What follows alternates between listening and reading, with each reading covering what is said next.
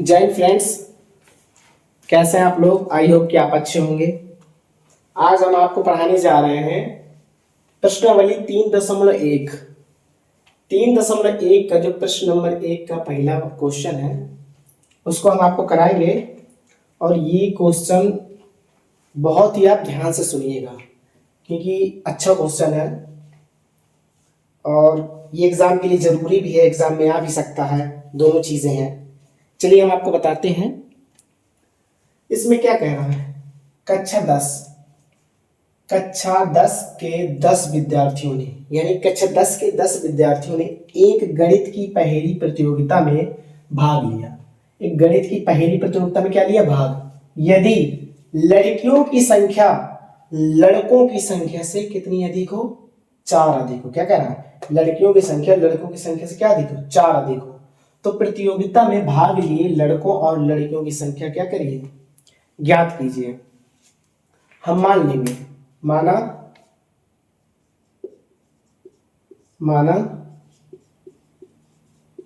लड़कों की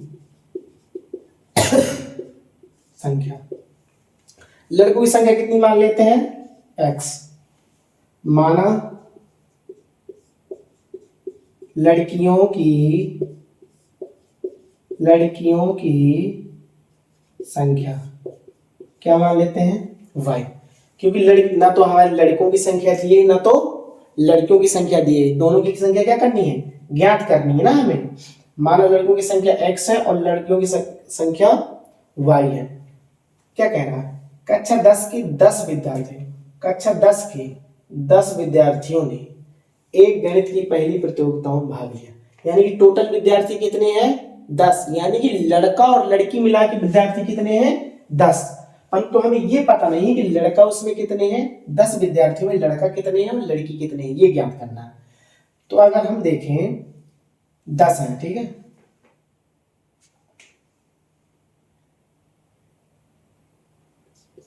टोटल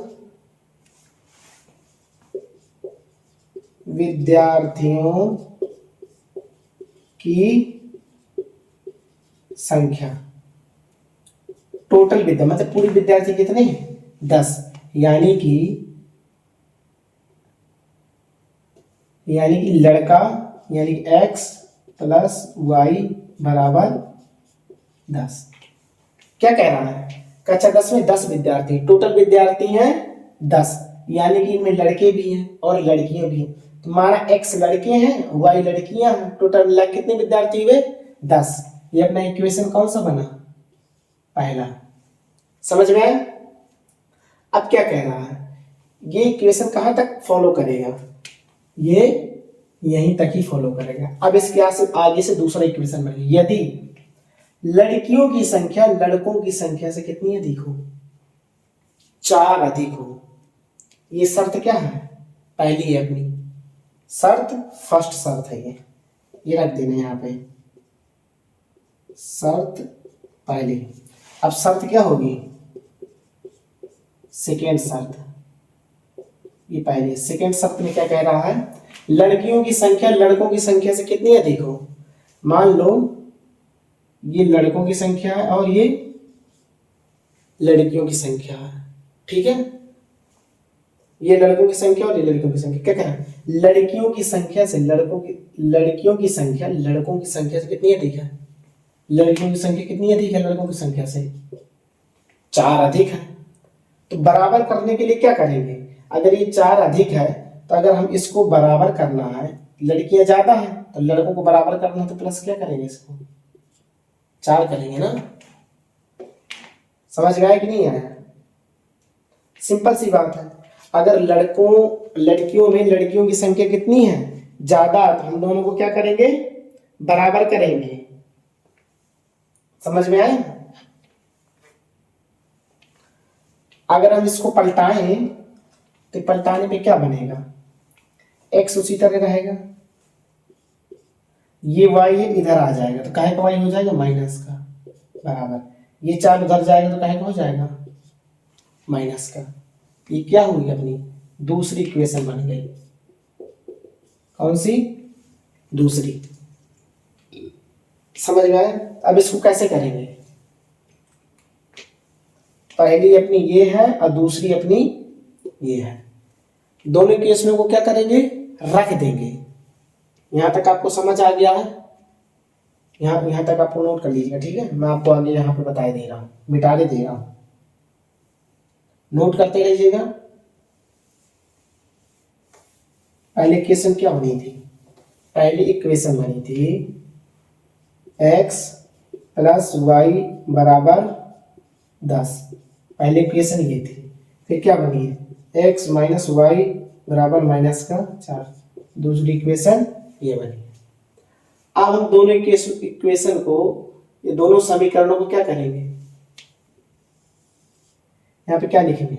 जोड़ने पर। जोड़ने पर मतलब ये उसी तरह रहता है। कैसे रहता है? अगर ये प्लस है तो ये प्लस है, ये माइनस है तो ये माइनस है, ये माइनस है तो ये माइनस है। अगर हम यहाँ पे लिख देते घटाने पर, तो जहां प्लस होता है वहां माइनस हो जाता है, जहां माइनस होता है वहां प्लस हो जाता है, जहां माइनस होता है वहां प्लस हो जाता है। यानी कि अगर घटाने पर लिख दें तो प्लस की जगह माइनस और माइनस की जगह प्लस, परंतु यहाँ पे क्या लिखा हमने? जोड़ने पर लिखा तो प्लस की जगह प्लस रहेगा, माइनस जगह माइनस रहेगा, माइनस जगह माइनस रहेगा। माइनस माइनस के क्या हो जाएंगे? कट हो जाएंगे। एक्स एक्स जुड़ जाएंगे, कितना बचेगा? 2x। बराबर उसी तरह 10 में 4 गया, कितना बचेगा? 6। x बराबर करेंगे 6, उसी तरह रहेगा। 2 कहाँ भेज देंगे? नीचे काटेंगे, कितना बचेगा? x बराबर 3। x तो अपना आ गया। अब क्या करेंगे? x का मान यहां पे रखेंगे। x का मान समीकरण 1 में रखने पर, ठीक है। x का मान समीकरण 1 में रखने पर, चाहे आप समीकरण 1 में रख दीजिए, चाहे समीकरण 2 में रख दीजिए, आप चाहे जो में रख दीजिए, आंसर क्या आना है? वही आना। समीकरण 1 क्या है? x प्लस वाई बराबर 10। x प्लस वाई बराबर 10, ठीक है। मैं यहाँ पे रख दे रहा हूं x प्लस वाई बराबर 10। समीकरण पहले आएगी ना, x का मान रख दीजिए। x की जगह क्या है? 3 है, प्लस वाई उसी तरह रहेगा, 10 उसी तरह रहेगा। x निकाल लिया, हमें क्या निकालना है? वाई उसी तरह रहेगा, 10 उसी तरह रहेगा। ये प्लस का 3 है, जब उधर जाएगा तो कहाँ का हो जाएगा? माइनस का हो जाएगा। तो y बराबर कितना बचेगा? 10 में 3 गया, कितना बचेगा? 7। x बराबर 3 निकला और y बराबर कितना निकला? 7। यानी कि हमारे दोनों शून्यांक क्या निकला? इसे ये अल्फा हो गया, ये बीटा हो गया। तो हमारे दोनों शून्यांक क्या हुए? 3, 7। ये हमारे क्या हो गया? शून्यांक। यहाँ पे लिख दीजिए 4 शून्यांक क्रमशः 3, 7 है। यही तो अपने को निकालना है। नोट कर लीजिए।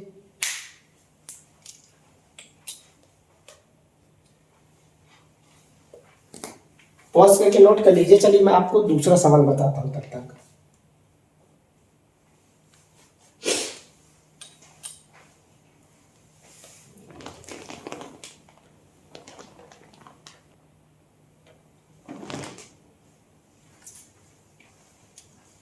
चलिए दूसरा सवाल मैंने यहाँ पे दे दिया है, देख लीजिए इसको कैसे करना है। क्या कह रहा है सवाल, एक बार पढ़ते हैं। 5 पेंसिल तथा 7 कलमों का मूल्य 50 रुपए है। 5 पेंसिल और 7 कलमों का, कलम यानी कि जैसे पेन, जैसे मेरे हाथ में क्या है? कलम ही तो है। 5 पेंसिल और 7 कलमों का मूल्य कुल 50 रुपए है, जबकि 5 पेंसिल तो 7 कलमों का मूल्य, सवाल गलत उतार दिया क्या मैंने? 5 पेंसिल 7 कलमों का मूल्य, 7 पेंसिल, यहाँ पे क्या है? यहाँ 5 की जगह 7 है और 7 की जगह क्या है? 5 है। यहाँ पर 7 है, यहाँ पर 5 है। क्या कह रहा है? 5 पेंसिल तथा 7 कलमों का मूल्य 50 रुपए है, जबकि 7 पेंसिल तथा 5 कलमों का मूल्य 46 रुपए है। तो एक पेंसिल तथा एक कलम का मूल्य बताइए।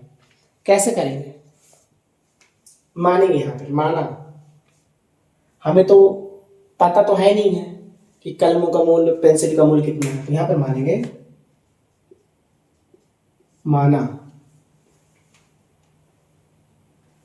माना एक पेंसिल का मूल कितने रुपए है? 100 रुपए है। एक पेंसिल का मूल कितने रुपए है? 100 रुपए। ठीक है, या फिर ऐसे लिख देते हैं, एक पेंसिल का मूल है कितना? 100 रुपए। माना एक कलम का मूल कितना है? वाई रुपए। समझ में आ रहा है?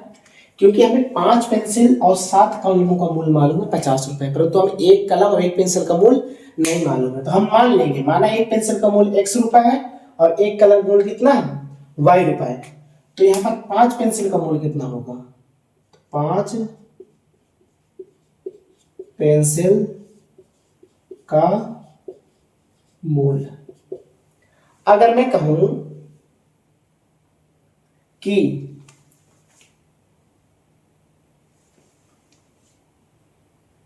कहूं कि एक पेंसिल, जैसे मैं कहूं कि 2 पेंसिल कितने रुपए की मिलती हैं? 10 रुपए की मिलती है, तो एक पेंसिल कितने की मिलेगी? एक पेंसिल मिलेगी, 2 का भाग क्या कर देंगे इसमें? 2 का भाग कर देंगे। एक पेंसिल कितने की मिलेगी? 5 रुपए की मिलेगी। तो क्या एक पेंसिल जैसे मान लीजिए 5 रुपए की है, तो 2 पेंसिल कितनी हो जाएगी? 10 की हो जाएगी। तो एक पेंसिल 100 रुपए की है, तो 5 पेंसिल कितने की होगी? x के गुणा कितने कर देंगे? 5 में कर देंगे, कितना हो जाएगा? 5x हो जाएगा। ऐसे ही 7 कलमों का मूल कितना हो जाएगा? एक कलम का मूल y, तो 7 कलमों का मूल क्या करेंगे? 7 का गुणा y में कर देंगे, कितना हो जाएगा? 7y। समझ में आया कि नहीं आया? 7 कलमों का मूल इतना है। तो अगर इसकी हम फर्स्ट इक्वेशन बनाएंगे, पहली शर्त यहां पे लिखेंगे, पहली शर्त अनुसार, पहली शर्त, ये क्या है? 5x, ये क्या है? 7y। क्या कह रहा है? 5 पेंसिल और 7 कलम का कुल मूल्य, यानी कि दोनों का टोटल कितना रुपए है? 50 रुपए है। ये कह रहा है ना, 5 पेंसिल, ये पेंसिल है, ये कलम है, 5 पेंसिल और 7 कलम का मूल्य कितना है टोटल? 50 रुपए है। ये क्या हुई अपनी पहली इक्वेशन। दूसरी में क्या कह रहा है, यहां पे बता दे रहा हूं, ठीक है? दूसरी में क्या कह रहा है? जबकि 7 पेंसिल तथा 5 कलमों का मूल, अब क्या कह रहा है? 7 पेंसिल, 7 पेंसिल का मूल यहीं पे बता दे रहा हूं, 7 पेंसिल का मूल। एक पेंसिल का मूल कितना है? एक पेंसिल का मूल कितना है? x। तो 7 पेंसिल का कितना हो जाएगा? 7 का गुणा कर देंगे, कितना हो जाएगा? 7x हो जाएगा। ऐसे ही 5 कलमों का मूल, क्या कह रहा है? 7 पेंसिल का, ये पूछ रहा है ना, 7 पेंसिल और 5 कलमों का मूल, तो 7 पेंसिल का मूल, 7 पेंसिल का मूल, एक पेंसिल का कितना है? कितना माना है एक पेंसिल का? x। तो 7 पेंसिल का कितना हो जाएगा? x का गुणा कितने में कर देंगे? 7 में कर देंगे, तो 7x में आ जाएगा। ऐसे 5 कलमों का मूल, तो एक कलम का मूल कितना माना है हमें? y। एक कलम का मूल कितना माना है? y। निकालना कितने का? 5 कलमों का, तो y गुणा काहे में कर देंगे? 5 में, कितना हो जाएगा? 5y। अगर हम दोनों की इक्वेशन बनाएंगे, 7x 5y, क्या कह रहा है? 5 पेंसिल तथा 7 कलमों का कुल मूल्य कितना है? पहले ये कह रहा था 7 कलम का कुल मूल्य, 5 पेंसिल और 7 कलम का कुल मूल्य, यानी कि 5 पेंसिल और 7 कलम का कुल मूल्य, कुल मतलब दोनों को जोड़ देंगे, कितना था? 50। अब क्या कह रहा है? 7 पेंसिल और 5 कलमों का, यानी कि 7 पेंसिल और 5 कलमों का कुल मूल, यानी कि 7 पेंसिल यानी कि 7x और 5 कलमों का यानी कि 5y, दोनों का कुल का मतलब क्या होता है? जोड़। कुल मूल कितना बता रहा है? 46 रुपए। ये कौन सी इक्वेशन हो गई? दूसरी। पहली इक्वेशन ये, दूसरी इक्वेशन ये। आप याद रखिएगा दोनों इक्वेशनों को, मैं यहाँ पे रखे दे रहा हूं, फिर आपको बता रहा हूं। ठीक है, इतना याद रख लीजिए, नोट कर लीजिए इतना, क्योंकि मैं यहाँ पे मिटाने दे रहा हूँ, आगे बताऊंगा आपको। 5x 7y, ठीक है, मिटाने दे रहा हूँ, ध्यान दीजिएगा। इक्वेशन पहली दूसरी जरूर याद रखिए क्या क्या है। पहली इक्वेशन क्या थी? 5x प्लस 7y बराबर 50, ये पहली इक्वेशन। दूसरी इक्वेशन क्या थी? ये पहली शर्त थी ना, शर्त फर्स्ट। ये क्या है? शर्त सेकेंड। क्या थी? 7x प्लस 5y बराबर, ये क्या है? दूसरी इक्वेशन है। ठीक है, इतना तो समझ में आ गया होगा। अब हम क्या करेंगे? हमें कट करना पड़ेगा। क्या करेंगे? ना तो इससे ये कट हो रहा, ना तो इससे ये कट हो रहा, ना तो इससे। हम क्या करें कि या फिर एक्स एक्स कट हो जाए या फिर वाई वाई कट हो जाए। हम यहां पे लिखेंगे समीकरण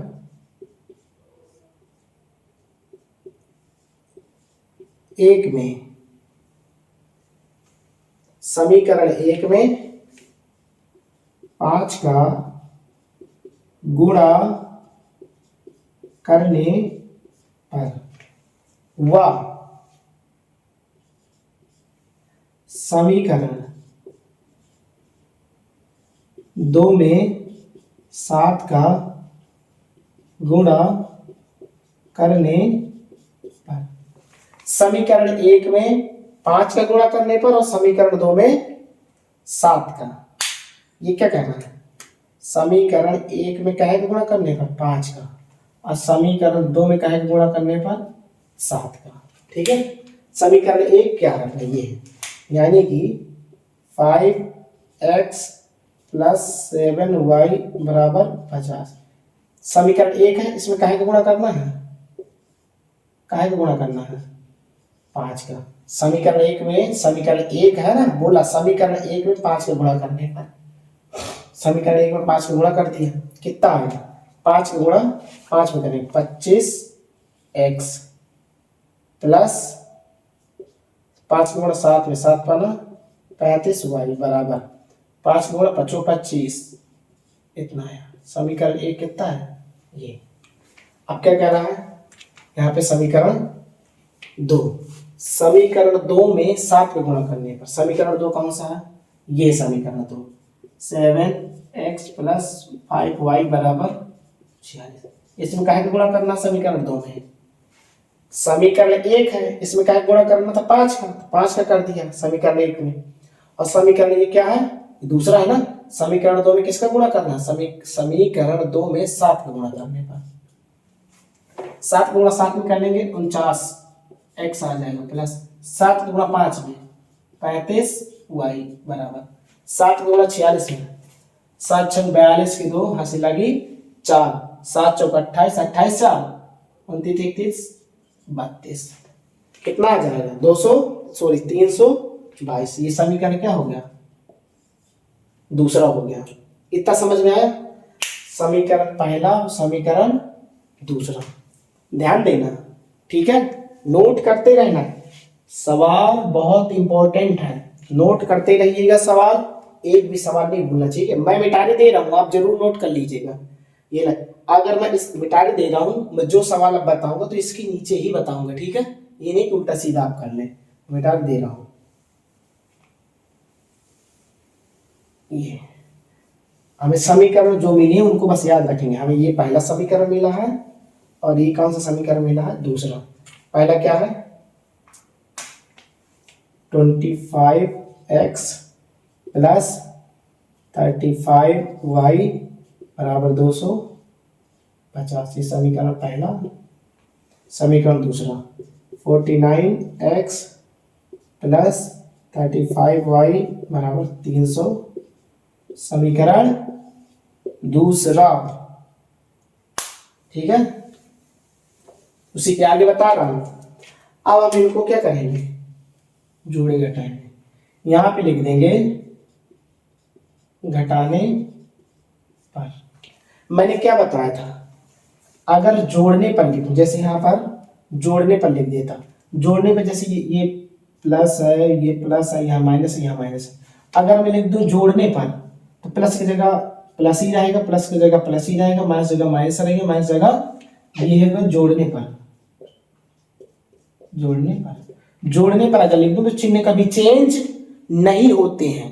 अगर मैं लिख दूं घटाने पर, तो चिन्ह हमेशा क्या हो जाते थे, प्लस है तो माइनस हो जाएगा, प्लस है तो माइनस हो जाएगा, माइनस है तो प्लस हो जाएगा, माइनस है तो प्लस हो जाएगा। जोड़ने पर अगर लिख दूं तो चिन्ह कभी चेंज नहीं होते हैं। अगर घटाने पर लिख दूं तो चिन्ह क्या हो जाते हैं, चिन्ह पूरे चेंज हो जाते हैं। तो घटाने पर लिखा तो चिन्ह चेंज हो जाएंगे। ये प्लस का है तो यहाँ क्या हो जाएगा माइनस, ये प्लस का है तो क्या हो जाएगा माइनस, ये भी प्लस का तो क्या हो जाएगा माइनस, ये माइनस का हो गया, ऊपर वाला प्लस का तो क्या हो जाएगा, ये कट जाएंगे। ये ऊपर वाला प्लस का, नीचे वाला माइनस का है, तो ये बड़ा है, ये छोटा क्या हो जाएगा, घट जाएगा। 49 में जब 25 घटाएंगे कितना बचेगा, यहां पे आ जाएगा 4, यहां पे आ जाएगा 1। ठीक है, कितना आ जाएगा, कितना आ जाएगा, कितना, 5 में 4 यहाँ, सॉरी यहाँ पे आ जाएगा 2, क्योंकि 9 में 5 ये 4, 4 में 2 गए 2। ये माइनस से घटाया है ना, माइनस का बड़ा था ना, तो ये काहे का आ जाएगा माइनस का, x उसी तरह रहेगा। ये तो कट गए हैं तो इससे कोई मतलब नहीं है, बराबर 322 है और ये 250 है। माइनस का क्या है, ये इससे घटेगा नहीं, ये बड़ी संख्या है ना, तो इससे क्या हो जाएगा, घट जाएगा। वैसे बड़ी नहीं कह रहा, अगर मैं कहूं 250 और ये 322 में ये माइनस का ये प्लस का बड़ा कौन है, तो बड़ा ये होगा। परंतु अगर घटाना पड़े तो घटाने में क्या आ जाएगा हमारा, ये 322 से ही घटेगा। हम 322 से 200 क्या करेंगे, 50 घटा देंगे, यहाँ बचेगा 2, यहाँ बचेगा 5 6 7 8 9 10 11 12, यहाँ बचेगा 7, कितना बचेगा 72। कहे का बचेगा माइनस का 72। समझ में आया कि नहीं आया। अब क्या करेंगे, ये x है, x उसी तरह रहेगा, माइनस का 72 उसी तरह रहेगा। ये माइनस का 24 कहाँ चला जाएगा, नीचे चला जाएगा, माइनस से माइनस कट, 24 दूनी 48, 3 72, x बराबर कितना आया 3 आया। अब यहाँ पे क्या करेंगे, x का मान समीकरण चाहे जिसमें रख दीजिए, चाहे समीकरण 1 में रख दीजिए, चाहे समीकरण, ठीक है। समीकरण 1 क्या था हमारा, समीकरण 1 ये नहीं है, आप ये मत समझ लीजिएगा कि समीकरण 1 अपना क्या है, ये है, क्योंकि जो समीकरण था, जो समीकरण 1 था वो अपना दूसरा था। समीकरण 1 क्या था अपना, समीकरण 1 था 5x प्लस 7y बराबर 50, ये था ना अपना समीकरण 1। ध्यान है आपको, समीकरण 1 क्या था, यही तो था समीकरण 1। ठीक है, चलिए हम आपको यहाँ पे बता दे रहे हैं। समीकरण 1 में रखने का 5x प्लस 7y, 5 उसी तरह रहेगा, यहाँ पे लिखना 5x प्लस 7y बराबर 50, समीकरण 1। x का मान समीकरण 1, x बराबर क्या है 3, 5 उसी तरह रहेगा, x की जगह क्या है 3, प्लस 7y उसी तरह रहेगा और 50 उसी तरह रहेगा। 5 गुणा 3 में करेंगे कितना आ जाएगा 15, प्लस 7y बराबर 50, ये 7y उसी तरह रखा रहेगा, बराबर 50 उसी तरह रहेगा। ये प्लस का 15 जब उधर जाएगा क्या हो जाएगा माइनस का 15, 7y उसी तरह रहेगा। 50 में 15 घटाएंगे कितना बचेगा 35, y बराबर 35 उसी तरह रहेगा। 7 कहाँ चले जाएगा नीचे, 7 उसी तरह नीचे चला जाएगा, सॉरी 7 चला जाएगा नीचे। कितने से कटेगा 7 का ना, y बराबर कितना बचेगा 5। तो शून्य के क्रम से कितना निकलेंगे शून्यांक कितना निकलेगा x, ये 3 कामा 5, यही तो शून्यांक निकलेगा, ये 3 और ये 5, यही दो तो निकलेंगे ना शून्यांक। चलिए इनको नोट कर लीजिए। मिलते हैं आपको अगली क्लास में। अब जय हिंद।